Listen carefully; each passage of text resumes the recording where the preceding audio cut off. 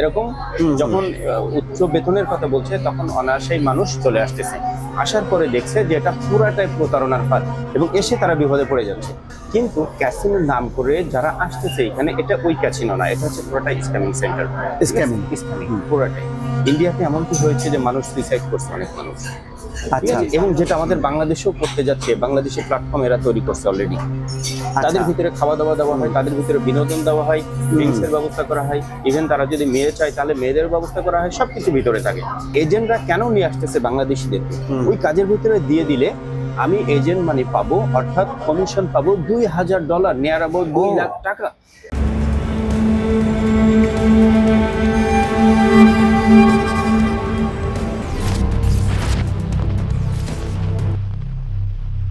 আসসালামু আলাইকুম দর্শক, আপনাদেরকে আজকে একটি গোপন খবর দেব, গোপন ঘটনা, গোপন কাহিনী। আমি ব্যাংকক থেকে কম্বোডিয়ায় গিয়েছিলাম সম্প্রতি। 11 তারিখে যাই কম্বোডিয়ায় এবং 17 তারিখে ফিরে আসি। যে কথা আমি ওই কম্বোডিয়ায় থাকা অবস্থায় বলতে পারিনি, সেই কথা আপনাদেরকে শোনাব। কম্বোডিয়ায় অবস্থানকালে আমি কিছু খবরাখবর পাই যে এখানে মানুষ বেচাকেনা হয়, বাংলাদেশিদেরকে আনা হয়। প্রথম কথা হলো যে তাদেরকে খুব সহজে ভিসা করিয়ে এয়ারপোর্ট কন্ট্যাক্ট, বাংলাদেশ এবং কম্বোডিয়া এয়ারপোর্ট কন্ট্যাক্ট করে প্রচুর বাংলাদেশি প্রতিনিয়ত আসছে এবং কম্বোডিয়ার ভিসা তুলনামূলকভাবে সহজ হবার কারণে অনেকে চলে আসে। আসার পরে কি হয় আপনারা হয়তো ভাবছেন যে আসার পর কি করে, সবাই হয়তো লেবারগিরি করে। হ্যাঁ, লেবারগিরিও করে। আর কি করে? হোটেল রেস্টুরেন্টে কাজ করে, কিছু সাইট আছে চাইনিজ অবকাঠামো কাজ, বিল্ডিং টিল্ডিং এইসব কাজ করে। কিন্তু গুরুত্বপূর্ণ একটি বিষয় আছে, সেটি হচ্ছে ক্যাসিনো এবং স্ক্যামিং। ক্যাসিনো এবং স্ক্যামিং দুটি আবার একসঙ্গেই চলে এবং সেখানে যাদেরকে বাংলাদেশ থেকে আনা হয়, ধরেন তাদের কাছ থেকে 5 থেকে 6 লাখ টাকা কন্ট্রাক্ট হয়। এর মধ্যে কম্বোডিয়ার এয়ারপোর্টে দিতে হয় $1600 আর 50,000 বা 1 লাখ টাকা দিতে হয় বাংলাদেশ এয়ারপোর্টে। এখন এরপরে কি হয়? এই যে 5 লাখ টাকার মধ্যেই কিন্তু একটা প্যাকেজ এখান থেকে যারা নিয়ে আসে এবং এই ব্যবসার সাথে যুক্ত আছে কম্বোডিয়ায় অবস্থানরত বাংলাদেশি কিছু মানুষ এবং তাদের এজেন্ট আছে বাংলাদেশে। তারা নিয়ে আসছে নিয়মিতভাবে এয়ারপোর্ট কন্ট্যাক্ট করে। আনার পরে একটা অংশ যারা একেবারেই সাদাসিধা, তারা হোটেল রেস্টুরেন্টে কাজ করে আর বিল্ডিং কাজ করে, বিল্ডিংয়ের কিছু কাজ করে। কিন্তু আর একটা অংশ আছে এবং সেই সংখ্যাটা অনেক অনেক বেশি, শত শত তরুণ যুবক, তাদেরকে ঢোকানো হয় ক্যাসিনোতে, তাদেরকে জোরপূর্বক ঢোকানো হয় স্ক্যামিংয়ে। এবং দুটোই হচ্ছে, একটা হচ্ছে অনৈতিক কাজ, এই ক্যাসিনোতে কাজ করা, আরেকটি হচ্ছে স্ক্যামিং, যেটা হচ্ছে পুরোপুরি হচ্ছে প্রতারণামূলক। আপনি এই যে সোশ্যাল মিডিয়াতে যে সমস্তগুলি অফার পান, বিজনেস অফার, তারপরে এমনকি আপনার ইন্টারনেট থাকার কারণে আপনার মেসেজও আসে অনেক রকম অফার, প্রতিনিয়ত এই কম্বোডিয়াকে ঘিরে চলে সেই ব্যবসা। একজনের সাথে আমার পরিচয় হয়েছিল সাথে এয়ারপোর্টে, সে ব্যাংককে আসছিল। সে 6 বছর সেখানে পড়াশোনা করেছে, এখন সে ইউরোপে পাড়ি দিচ্ছে। সে নিজে থেকেই খোলাসা করে বলল এই বিষয়টি, স্ক্যামিং এর বিষয়টি। অথচ স্ক্যামিং এর বিষয় বা ক্যাসিনোর বিষয়ে সেখানে অবস্থানরত কোনো বাংলাদেশি মুখ খোলেনি।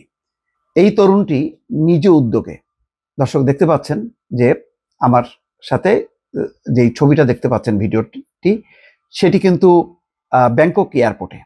সেই এয়ারপোর্টে সে আমাকে সাক্ষাৎকার দেয় এবং বিস্তারিত বলে। কিছু অংশ দর্শক শুনি। অ্যাকচুয়ালি বাংলাদেশিরা যে এখানে আসতেছে সেটা হচ্ছে ক্যাসিনো নাম দিচ্ছে। আমরা প্রচলিতভাবে যে ক্যাসিনো চিনি এটা কিন্তু সেই ক্যাসিনো না। যেমন ক্যাসিনো হচ্ছে যেখানে জুয়া খেলা হয়, গেম খেলা হয়, এরপরে হার জিত হয়, সেটা ডিফারেন্ট। কিন্তু ক্যাসিনোর নাম করে যারা আসতেছে এখানে, এটা ওই ক্যাসিনো না, এটা হচ্ছে পুরোটাই স্ক্যামিং সেন্টার। স্ক্যামিং পুরোটাই।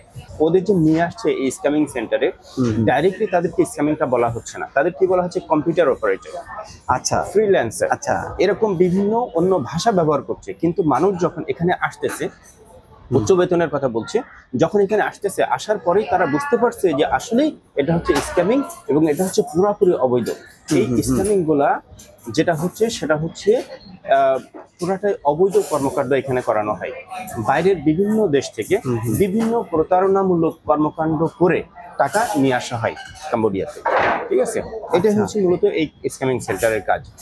সেটা হতে পারে অস্ট্রেলিয়া থেকে, হতে পারে ইউরোপ থেকে, আমেরিকা থেকে, বাইরের বিভিন্ন দেশ থেকে বিভিন্ন রকম সময় উপযোগী প্রতারণার কাজ করে তারপরে হচ্ছে টাকা পয়সা এখানে নিয়ে আসা হচ্ছে, এবং সেটা কিভাবে করতে পারে সেটা হাতে কলমে প্রশিক্ষণ দেওয়া হচ্ছে তাদেরকে সেইখানে।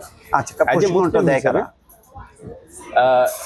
নাম না বলি, ন্যাশনালিটি। আচ্ছা, ন্যাশনালিটি যারা ওখানে দক্ষ মানুষ আছে, যাদেরকে প্রশিক্ষণ দেয় বাংলাদেশিদেরকে, বাংলাদেশ, ইন্ডিয়ান, পাকিস্তানি যারাই আসতেছে এখানে কাজ করতেছে তাদেরকে প্রশিক্ষণ দেওয়া হয় যে কিভাবে এই ইয়েগুলা করা হবে।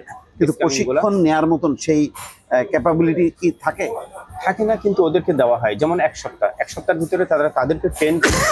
এটা কিছু না, কিছু তাদের ফরম্যাট আছে, যেমন কিছু অ্যাপস আছে, এই অ্যাপস কিভাবে ডাউনলোড করতে হবে, কিভাবে এটাতে কাজ করতে হবে সেটা তাদেরকে কিভাবে মেসেজ দিতে হবে সেটাও তাদেরকে শেখায়। দর্শক শুনলেন কিছু কথা, আরো আবার আসছি। তো কি হচ্ছে, তার মানে বাংলাদেশিরা ফাঁদে পড়ছে, তাদেরকে ফাঁদে ফেলানো হচ্ছে এবং এক ধরনের তারা জিম্মি হচ্ছে। যেই বাংলাদেশিরা ওই ক্যাসিনো এবং স্ক্যামিং এর মধ্যে ঢুকছে তারা কিন্তু আর স্বাধীন না, তাদেরকে পরিচালনা করছে চাইনিজ বিভিন্ন কোম্পানি। বড় বড় বিল্ডিং এ তাদেরকে আটকে রাখা হচ্ছে, সেখানে ক্যাসিনো চলছে, স্ক্যামিং চলছে।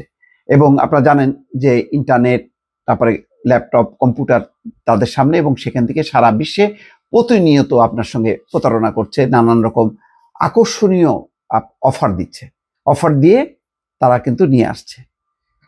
শুনুন আমরা আরেকটু বিস্তারিত শুনি। কেমন ধরনের স্ক্যামিং করা হয় আমি সেটাও আপনাদেরকে ক্লিয়ার বলি, সেটা আরো ভালো বুঝতে পারবেন। সেটা হচ্ছে, মনে করেন ছেলেদের আইডি, মেয়েদের নাম দিয়ে আইডি এরকম তৈরি করা হয়। যখন ছেলে কাস্টমারের সাথে কন্ট্যাক্ট করা হয় তখন মেয়েদের আইডি দিয়ে কন্ট্যাক্ট করা হয়। মনে করেন সুন্দরী মেয়েদেরকে বিভিন্ন ছবি কালেক্ট করা হয়, অনেকগুলো ছবি কালেক্ট করলো, করে ফেসবুক আইডি তৈরি করলো। আচ্ছা, ছেলেদেরকেও ওরকম আইডি তৈরি করা হয় মেয়েদের সাথে চ্যাট করার জন্য। আচ্ছা, এরকম ছেলেদেরকে মেয়ে সেজে, মেয়েদেরকে ছেলে সেজে, তারপরে তারা প্রতারণার ফাঁদ। আচ্ছা, কেমন ধরনের, মনে করেন জাস্ট ফর এক্সাম্পল, কিছুদিন আগে ইন্ডিয়াতে তারা যেটা করছে এবং যেটা বাংলাদেশে করতে যাচ্ছে সবচেয়ে ভয়াবহ যেটা, সেটা কি করছে, মনে করেন 2 লক্ষ টাকা ঋণ দেবে, এটা তার হঠাৎ করে মোবাইলে মেসেজ চলে যাচ্ছে। এবার যদি বলেন এই মোবাইল নাম্বারটা কোথায় পাচ্ছি, এদেরকে বাংলাদেশে বিভিন্ন এজেন্ট আছে যাদেরকে টাকা দিয়ে মোবাইল নাম্বার সংগ্রহ করে সব। আচ্ছা, অনেক মোবাইল নাম্বার যারা সংগ্রহ করে বিভিন্ন ফ্লেক্সি লোডের দোকান অথবা যে কোনো থেকে ওরা টাকা দিয়ে নাম্বারগুলো সংগ্রহ করে। মোবাইলে হঠাৎ করে একটা SMS চলে যাচ্ছে যে আপনার নামে 2 লাখ টাকা স্যাংশন হয়েছে। এটা যাওয়ার পরে তখন কিন্তু তারা বলছে আমার নামে এই লোন অনুমোদন হয়েছে, ঠিক আছে আমি কন্ট্যাক্ট করে দেখি। মেসেজ দেয়, দিলে তারা রিপ্লাই দেয় যে হ্যাঁ অনুমোদন হয়েছে, আপনার এই অ্যাপসে যান, গেলে আপনি বিস্তারিত বুঝতে পারবেন। তখন তারা ওই অ্যাপসের ভিতরে ঢোকে। অ্যাপসের ভিতরে ঢোকার পরে ওখানে দেখে যে ওনার নামে 2 লক্ষ টাকা লোন স্যাংশন হয়েছে। ওরা তখন বলে এই লোনটা যদি নিতে চান তাহলে নিতে গেলে আপনাকে 20% বা 10% আপনাকে ডিপোজিট দিতে হবে, তাহলে আপনি এই 20% ডিপোজিট সহ আপনি ফুল লোনটা আপনি পাবেন। আচ্ছা, তখন ওরা কি করে, বিকাশ নাম্বার দেয়, দিলে ওই বিকাশ নাম্বারে মনে করেন টাকা ঢুকাই দিবে। দেওয়ার পরে ওই অ্যাপসের ভিতরে যে বিকাশ নাম্বারটা দিচ্ছে, নাম্বার একই আছে কিন্তু ওরা একটা ডিজিট পাল্টাই দিল, দিয়ে বললো আপনি যে নাম্বারে টাকা দিচ্ছেন এটা ভুল নাম্বারে, এই ভুল সংশোধন করতে গেলে আরো 10% ডিপোজিট দিতে হবে। আচ্ছা, এরকম ভাবে টাকা বিভিন্ন ভাবে সংগ্রহ করতে করতে মনে করেন যে ওরা এমনটি আছে 2 লাখ টাকা লোনের কথা বলে তার কাছ থেকে 4 লাখ টাকাও নেওয়া হয়ে যায়। ফাইনালি সেই লোকটা সুইসাইড করতে যায়, এরকম সিচুয়েশন তাদের তৈরি হয়। গরিব মানুষ, রিক্সাওয়ালা বা হচ্ছে স্বামী বাইরে থেকে, অথবা দেখা যাচ্ছে স্বামীর অবর্তমানে টাকা কিছু সেভ করে রাখছে, কারো কাছ থেকে ধার নিয়ে বিভিন্ন ভাবে এগুলা গোপনে গোপনে করে ফেলে। এবার যখন টাকাটা পুরো মায়ের হয়ে যায় তখন সে তার অন্য কোনো উপায় থাকে না। ইন্ডিয়াতে এমনকি হয়েছে যে মানুষ সুইসাইড করছে, অনেক মানুষ। এবং যেটা আমাদের বাংলাদেশেও করতে যাচ্ছে, বাংলাদেশের প্ল্যাটফর্ম এরা তৈরি করছে অলরেডি। আচ্ছা, বাংলাদেশেরও কি অনেক মানুষ এইভাবে প্রতারিত হচ্ছে? বাংলাদেশে এরকম শুরু হয়েছে প্রতারণার শিকার হওয়া, এবং হবে। কারণ কি, এরা বাংলাদেশি প্ল্যাটফর্ম অলরেডি তৈরি করছে। দুঃখজনক হচ্ছে যে এই বিষয়গুলি যে চলছে গত 2-3 বছর ধরে রমরমা ভাবে, এটা কিন্তু বাংলাদেশ এবং কম্বোডিয়ার সংশ্লিষ্ট কর্তৃপক্ষ জানে। কম্বোডিয়ার যারা এইটা অপারেট করে এরা কম্বোডিয়ান হলেও কম্বোডিয়ান উচ্চপদস্থ, তাদের সাথে চাইনিজদের একটা গভীর সম্পর্ক, এবং এই চাইনিজরা বলতে গেলে গোটা কম্বোডিয়া চালাচ্ছে। কম্বোডিয়ার মাটিতে যত বড় বড় দেখবেন লাক্সারিয়াস গাড়ি ঘোড়া বিল্ডিং সবকিছুর মালিক কিন্তু ওই চাইনিজরা। তারা বিলাসী জীবনযাপন করে, তাদের কথার বাইরে, এবং বড় বড় মাফিয়া, তাদের কথার বাইরে কম্বোডিয়ার সরকার চলে না, কম্বোডিয়ার প্রশাসনও চলে না। ফলে তারা এখানে একটা ক্ষেত্র তৈরি করেছে বা ক্যাম্প বলা যায়, ঘাঁটি স্থাপন করেছে। এখান থেকে সারা বিশ্বে তারা স্ক্যামিং করছে। বাংলাদেশের জন্য ক্ষতির কারণটা হচ্ছে এই, যেই শত শত তরুণ যাদের সংখ্যা কয়েক হাজার হবে এখন, যারা কম্বোডিয়ার মাটিতে বসে এই স্ক্যামিং এবং ক্যাসিনো বিজনেস করছে, তারাও কিন্তু আস্তে আস্তে শিখে যাচ্ছে। শিখে তারা আবার নিজেরা এক একটা প্ল্যাটফর্ম পরিচালনা করছে। তার মানে তারাও প্রতারণার মধ্যে ঢুকে যাচ্ছে। এইভাবে যদি চলতে থাকে তাহলে আগামী কয়েক বছরের মধ্যে কিন্তু বাংলাদেশের বহু মানুষ প্রতারিত হবে। তারা আস্তে আস্তে প্রচুর টাকা তারা অজান্তেই ফাঁদে পড়ে তারা টাকা হারাবে, কিন্তু তারা কিন্তু সেই টাকা কখনো ফেরত পাবে না। আবার একটা প্রতারক গোষ্ঠী আমরা কিন্তু তৈরি করছি। অথচ এই বিষয়গুলি যে আমি জানি শুধু তাই না, এটা কিন্তু বাংলাদেশের সংশ্লিষ্ট গোয়েন্দা সংস্থা এবং এয়ারপোর্টের যারা পুলিশের সংশ্লিষ্ট যারা, তারা কিন্তু সবাই জানে। কিন্তু দুঃখজনক হচ্ছে টাকার কারণে, স্বার্থের কারণে, লোভের কারণে কেউ এটা ঠেকাচ্ছে না। শুনুন আর একটু আমরা শুনি। দ্বিতীয় নাম্বার সেক্টর, এরা অনলাইনে বিভিন্ন ডিপোজিট করার সিস্টেম দিবে। যে আপনি যদি 100 টাকা যদি ডিপোজিট করেন তাহলে সেখান থেকে সপ্তাহে 5 টাকা হচ্ছে পাবেন ব্যাক।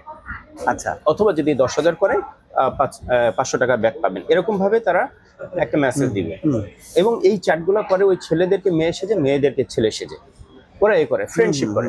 ফ্রেন্ডশিপ করে কি করলো, ফ্রেন্ডশিপ তো আস্তে আস্তে তৈরি হয়ে যায়। যদি ভিডিও কল চাই তাহলে এরা ভিডিও কল দেয়, বিভিন্ন সিস্টেম করে ভিডিও কলও দেয়। হ্যাঁ, ভিডিও কল। এদের বিভিন্ন মডেল ঠিক করা আছে, হ্যান্ডসাম ছেলেদের ঠিক করা আছে। ভিডিও কল যখন লাগে তখন তাকে বিভিন্নভাবে কনভিন্স করে তাদেরকে ভিডিও কলেও কথা বলে। আচ্ছা, এটা হচ্ছে মারাত্মক একটা ব্যাপার।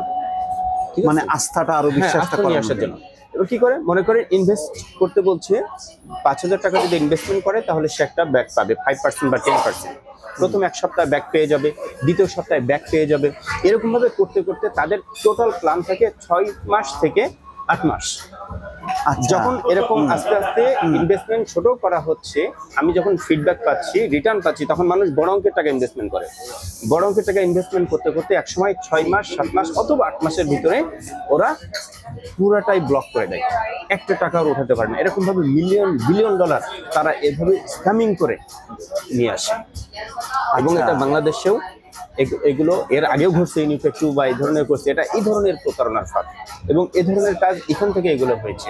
আমাদের কি পরিমাণ বাংলাদেশি মানুষ অলরেডি এটার সাথে সম্পৃক্ত আছে? বাংলাদেশি মানুষ এটার সাথে সম্পৃক্ত আছে। আমার জানা মতে এখনো 5 থেকে 7,000 মানুষ এটার সাথে সম্পৃক্ত আছে। আচ্ছা, এবং বিভিন্ন বিভিন্ন জায়গাতে এগুলো আছে।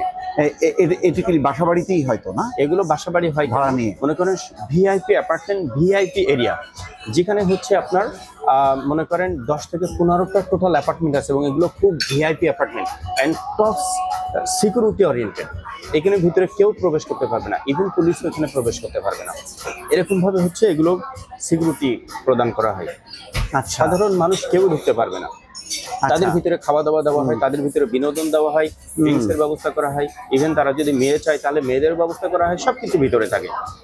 আচ্ছা আচ্ছা, সবকিছু তাদের ভিতরে থাকে, একদম 5 স্টার হোটেলের আঙ্গিকেই তারা ভিতরে থাকে। আচ্ছা, কিন্তু তারা ওই 6 থেকে 8 মাস যে কন্ট্রাক্ট নিয়ে কাজ করতেছে, এর ভিতরে তারা বাইরে আসতে পারবে না। রিসেন্টলি কিছু কিছু প্রকল্প আছে যারা বাইরে আসতে দিচ্ছে, কিন্তু এই পুরা প্রকল্প বা টোটাল কাজটা করতেছে হচ্ছে স্ক্যামিং এর কাজ। আচ্ছা আচ্ছা, যারা আমরা মুসলিম, যারা এই কাজটা করতেছে, যারা কাজটা করতেছে তারা, তাদের স্যালারিটা কিভাবে হয়? বেতন, তাদের স্যালারিটা প্রতি মাসে তাদের 800 অথবা $1,000 করে স্যালারি দেয়, এবং তারা যে পরিমাণ টাকা আর্নিং করতে পারবে সেটার উপর একটা পার্সেন্টেজ থাকে। আচ্ছা আচ্ছা, এবং মজার ব্যাপার হচ্ছে তারা কিন্তু 800, 1,000, 2,000, 5,000 টাকা পর্যন্ত মাসে কামায়, কিন্তু এই টাকাটা পুরাটাই অবৈধ। যারা কোনো প্রকার হালাল হারামের তোয়াক্কা করে না তাদের কাছে অবসর। তারা এ করতে পারে। আমি দেখেছি অনেক মসজিদের ইমামকে নিয়ে আসছে তারা এই কাজের জন্য। সেই ইমাম সাহেব এসে যখন ওই কাজে দিয়েছে তখন কান্নাকাটি করছে, বাইরে হয়ে চলে গেছে। রিসেন্টলি এখান থেকে 2 মাস আগে ঢাকা ইউনিভার্সিটি একটা ছেলে, সে 40,000 টাকা বেতনের চাকরি করতো, খুব ইসলামিক মাইন্ডেড, তারাও নিয়ে আসছে। আচ্ছা। এবং সে পরবর্তীতে এসে ওইটা ছেড়ে দিয়েছে। এবং এই যে যাদেরকে নিয়ে আসতেছে, এদের কারো 4 লাখ 5 লাখ টাকা করে কিন্তু টাকা নিচ্ছে এবং বলতেছে যে 1 লাখ 1.5 লাখ 2 লাখ টাকা বেতন হবে। এরকম যখন উচ্চ বেতনের কথা বলছে তখন অনায়াসেই মানুষ চলে আসতেছে, আসার পরে দেখছে যে এটা পুরাটাই প্রতারণার ফাঁদ এবং এসে তারা বিপদে পড়ে যাচ্ছে। আমি বলবো যে এটা থেকে আমাদেরকে বিরত থাকতে হবে। আচ্ছা, টাকা যদি আমি খেটে ইনকাম করি, একটা হালাল টাকা 1 টাকা উপার্জন করলে সেটা ভালো, কিন্তু এরকম হালাল পথে উপার্জন করা এটা ঠিক না। এবং সবচেয়ে মজার ঘটনা, এজেন্টরা কেন নিয়ে আসতেছে বাংলাদেশিদেরকে? যখন আমি জাস্ট ফর এক্সাম্পল আমি একজনকে নিয়ে আসলাম, নিয়ে এসে ওই কাজের ভিতরে দিয়ে দিলাম, ওই কাজের ভিতরে দিয়ে দিলে আমি এজেন্ট মানি পাবো, অর্থাৎ কমিশন পাবো $2,000, নিয়ার অ্যাবাউট 2 লাখ টাকা।